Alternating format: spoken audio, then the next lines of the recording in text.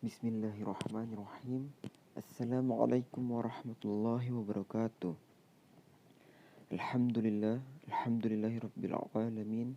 Assalatu wassalamu ala asrafil anbiya'i wal mursalin wa ala alihi wa ashabihi ajma'in, amma ba'd. Pertama-tama, marilah kita panjatkan puji dan syukur kita kepada Allah Subhanahu wa taala yang telah memberikan kita semua kesempatan untuk mengikuti kegiatan KBM online melalui via WA ini. Tak lupa pula kita hanturkan sholawat serta salam kepada Nabi Muhammad SAW, yang semoga rahmat percikan beliau bisa sampai kepada kita selagi umat yang selalu mengikuti sunnah beliau. Pertama, saya Ihza Mahendra Datun Solang dari mahasiswa IAIN Manado Fakultas Tarbiyah dan Program Studi Pendidikan Agama Islam, yang insya Allah hari ini akan memberikan materi kepada adik-adik kelas 8 dengan mata pelajaran Al-Quran Hadis. Oke, hari ini materi tentang konsep kepedulian sosial menurut Quran Surat Al-Kautsar ayat 108 dan Quran Surat Al-Ma'un ayat surah ke-107. Yang pertama, konsep kepedulian sosial. Kepedulian sosial berasal dari kata peduli, yaitu memperhatikan atau menghiraukan. Menaruh peduli berarti menaruh perhatian atau menghiraukan sesuatu. Jadi kepedulian adalah sikap memperhatikan atau menghiraukan urusan orang lain.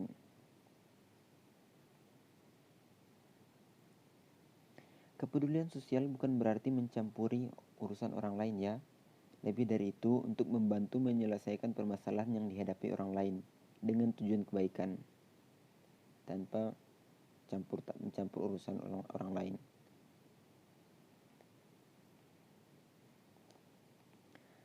Mengapa manusia perlu memiliki kepedulian sosial?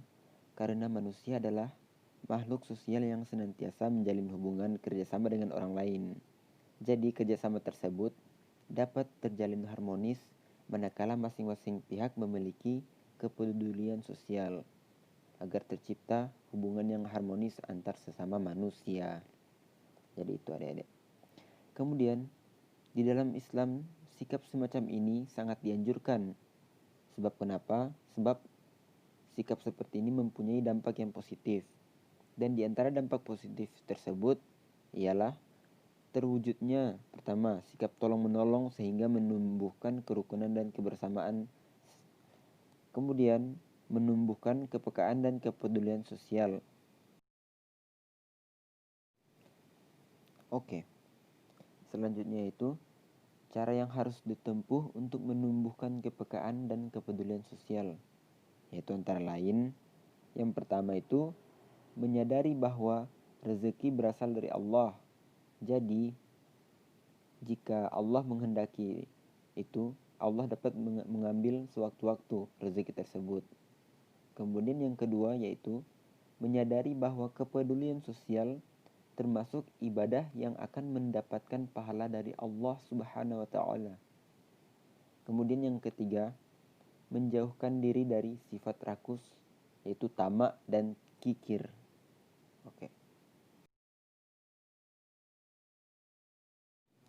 Oke, jadi selanjutnya konsep-konsep kepedulian ini itu terdapat pada surah yang pertama, surah Al-Kautsar dan surah Al-Ma'un. Dan surah Al-Kautsar berbunyi, Bismillahirrahmanirrahim, Inna a'tainakal kautsar fasholli li rabbika wanhar inna syani'aka huwal abtar. Yang artinya, sungguh kami telah memberimu Muhammad nikmat yang banyak, maka laksanakanlah sholat karena Tuhanmu dan berkurbanlah sebagai hadiah dan mendekatkan diri kepada Allah. Sungguh orang-orang yang membencimu dialah yang terputus dari rahmat Allah. Oke, next. Penjelasan dari surah Al-Kautsar. Yaitu surah Al-Kautsar ini terdiri dari 3 ayat. Dan termasuk diantaranya yaitu surah-surah Makkiyah. Apa itu surah-surah Makkiyah? Yaitu surah-surah yang turun di kota Mekah. Kemudian surah ini mengabarkan tentang anugerah Allah Subhanahu wa taala berupa kebajikan yang melimpah kepada Nabi Muhammad SAW yang sangat banyak, yaitu baik dalam hal kedudukan dan lain-lain sebagai nabi maupun pribadi. Kemudian isi kandungan surah Al-Kautsar yaitu sebagai berikut, yang dimana ayat pertama ini menerangkan tentang nikmat Allah yang melimpah yang telah diberikan kepada Nabi Muhammad SAW, yaitu kenikmatan yang melimpah itu disebut Al-Kautsar. Kemudian ayat kedua itu menerangkan tentang dua perintah kepada Nabi Muhammad SAW, yaitu khususnya dan umat Islam pada umumnya. Dan kedua perintah itu yaitu yang pertama pelaksanaan sholat, dan yang kedua itu kurban pada saat hari raya Id. Pelaksanaan dua perintah itu menunjukkan sebagai bukti atas rasa syukur kita atas limpahan Allah Subhanahu wa taala yang begitu banyak. Kemudian ayat ketiga ini menerangkan perihal orang yang membenci Nabi Muhammad SAW dan risalahnya, yang dimana kebencian ini akan mengakibatkan kita sebagai umat akan terputus dari rahmatnya. Selain itu, di dalam ayat ini kan terdapat lafaz al-abtar, yang dimana kata ini bermula dari batara yang artinya putus atau terputus.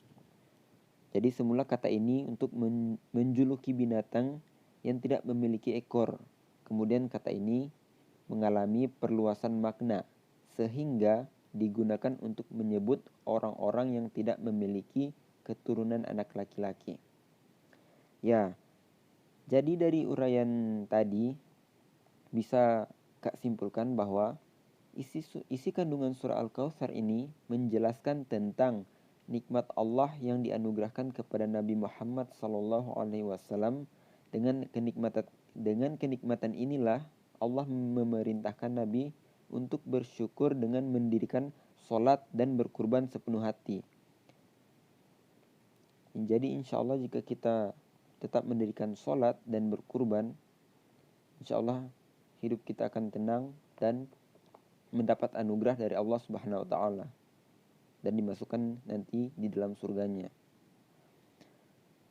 Sedangkan orang-orang yang membenci Nabi Muhammad sudah jelas tidak akan mendapatkan kebaikan baik di dunia dan di akhirat. Dan itu mereka itu termasuk orang-orang yang merugi sebagaimana dikatakan oleh Allah. Itulah tadi penjelasan dari surah Al-Kautsar beserta isi kandungan surah. Oke, selanjutnya yaitu surah Al-Ma'un. Yang dimaksud bunyi surahnya yaitu Bismillahirrahmanirrahim. Ara'aital ladzi yukadzibu bid-din fadzalikal ladzi yad'ul yatim wa la yahuddu 'ala ta'amil miskin fawailul lil musallin alladzina hum 'an salatihim sahun alladzina hum yura'un wa yamna'unal ma'un, yang artinya itu, tahukah kamu orang yang mendustakan agama? Itulah orang yang menghardik anak yatim dan tidak menganjurkan memberi makan orang miskin. Maka kecelakaanlah bagi orang yang sholat, yaitu orang yang lalai dari sholatnya, orang-orang yang berbuat riya dan enggan menolong dengan barang berguna. Oke, selanjutnya kita masuk ke penjelasan dari surah Al-Ma'un.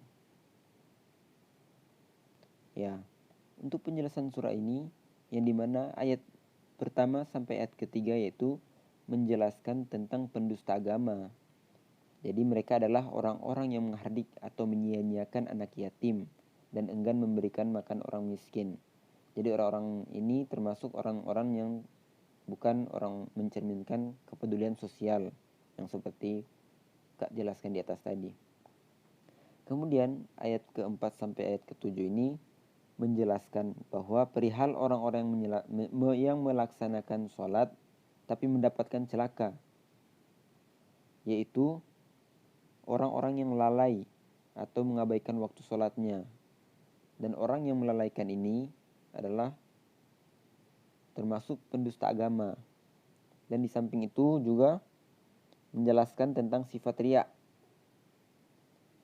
atau orang-orang yang berbaik demi memperoleh pujian dan sanjungan dari orang lain dan bukan ikhlas karena Allah.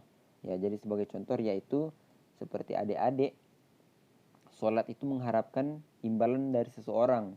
Atau contoh adik-adik suka sholat karena adik-adik dapat lihat adik-adik adik-adik cewek yang adik-adik suka, supaya dia mau lihat pak adik-adik dan adik-adik sholat. Nah, begitu tuh riya. Jadi riya itu melakukan ibadah bukan karena Allah tapi karena orang lain. Nah, begitu. Ya. Kemudian Imam Al-Ghazali mengatakan bahwa riya itu adalah seseorang yang menampilkan amal ibadahnya dengan tujuan untuk diperhatikan orang lain hingga ia mendapatkan tempat di dalam hatinya. Ya, seperti yang Kak jelaskan tadi. Dan orang yang bersikap riya itu termasuk pendusta agama karena ia sama halnya telah menyekutukan Allah Subhanahu wa taala. Ya, jadi adik-adik jangan sampai terjerumus ke sifat riya ini ya. Oke. Kemudian ayat ketujuh ini merupakan salah satu ajaran tentang larangan berperilaku bakil atau kikir dan sikap enggan memberi bantuan kepada orang lain. Nah, ini juga termasuk perilaku orang-orang pendustaan terhadap agama. Ya. Dari penjelasan ini, Kak boleh menyimpulkan bahwa isi surah Al-Ma'un ini menjelaskan tentang sifat-sifat manusia yang dipandang sebagai pendusta agama. Ya, di antaranya, ya ini silakan adik-adik tulis. Yang pertama itu orang-orang yang menghardik anak yatim. Kemudian yang kedua, enggan memberi bantuan kepada orang lain yang sangat membutuhkan.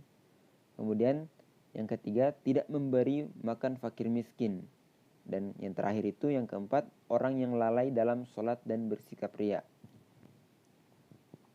Jadi ini yang termasuk orang-orang yang tidak berkepedulian sosial terhadap masyarakat sekitar. Oke, jadi sebagai tambahan untuk kata menghardik ini, yang pertama itu secara verbal. Dan yang kedua, menghardik secara non-verbal. Ya, untuk menghardik secara verbal ini, silakan adik-adik tulis, yaitu dengan kata-kata kasar. Kemudian sedangkan menghardik yang bersifat non-verbal ini, misalnya bertutur kata lembut, tapi tidak misalnya bertutur kata lembut dengan mereka, tapi tidak memperhatikan makan, pakaian, dan pendidikan yang layak buat mereka. Jadi orang-orang yang berperilaku demikian akan mendapatkan balasan dari Allah, sebagaimana ditegaskan dalam surah An-Nisa ayat 10, bahwa mereka diibaratkan menelan api dalam perutnya dan akan masuk ke dalam api neraka menyala-nyala. Oke adik-adik, jadi sekian dulu pertemuan hari ini. Nanti insya Allah minggu depan akan kita lanjutkan. Jika adik-adik ada pertanyaan, silakan adik-adik tanyakan melalui via WA. Bisa tulis di grup, lebih baik tulis di grup saja kalau ada pertanyaan. Ya adik-adik, apabila ada salah-salah kata, mohon maaf. Wabillahi taufiq wal hidayah. Wassalamualaikum warahmatullahi wabarakatuh.